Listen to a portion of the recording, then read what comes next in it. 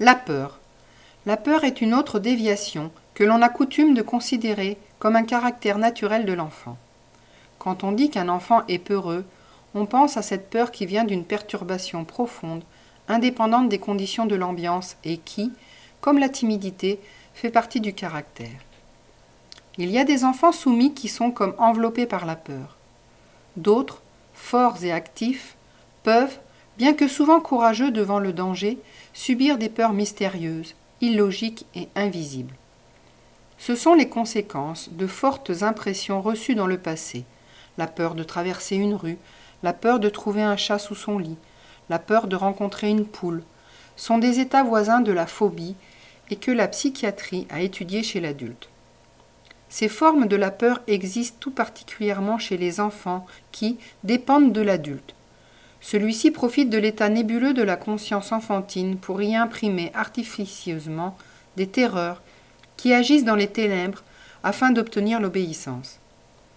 Et c'est une des défenses les plus néfastes de l'adulte contre l'enfant, car elle aggrave la peur naturelle qui peuple la nuit d'images terrifiantes.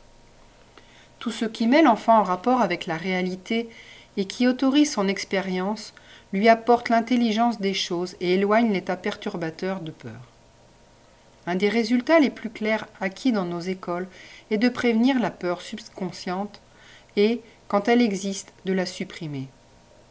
Une famille espagnole avait 3 filles, dont 2 déjà grandes. La 3e, plus petite, fréquentait une de nos écoles. Quand il y avait un orage la nuit, la petite était la seule qui n'avait pas peur. Et c'est elle qui conduisait à travers la maison ses sœurs qui se réfugiaient dans la chambre de leurs parents. Comme elle était inaccessible à la peur mystérieuse, sa présence était un véritable soutien pour ses aînés. Si, comme il arrivait parfois durant la nuit, l'obscurité agitait les grandes filles, celles-ci avaient recours à la petite pour vaincre leur malaise. L'état de peur est différent de la peur, instinct normal de conservation. Cette dernière est moins fréquente chez les enfants que chez les adultes. Et ce n'est pas seulement parce que les enfants ont moins l'expérience des dangers extérieurs, mais il semble que, chez l'enfant, le courage à affronter le danger est en proportion beaucoup plus développé que chez l'adulte.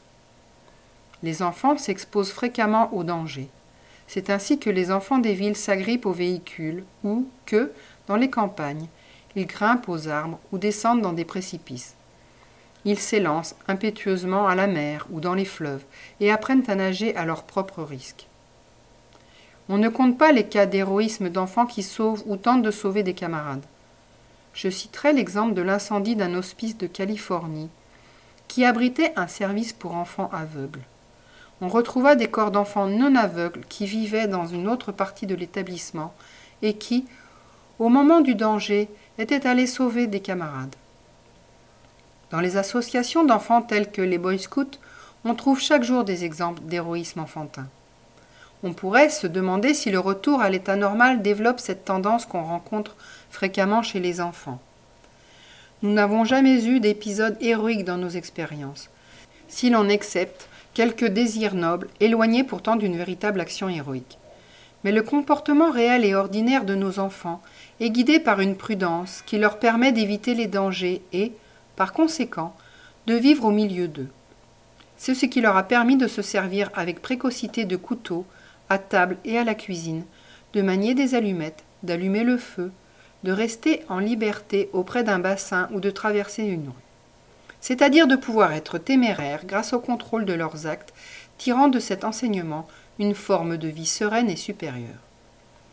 Le retour à la vie normale ne consiste donc pas à se jeter au danger, mais à développer une prudence qui permette d'agir au milieu des dangers en les connaissant et en les dominant.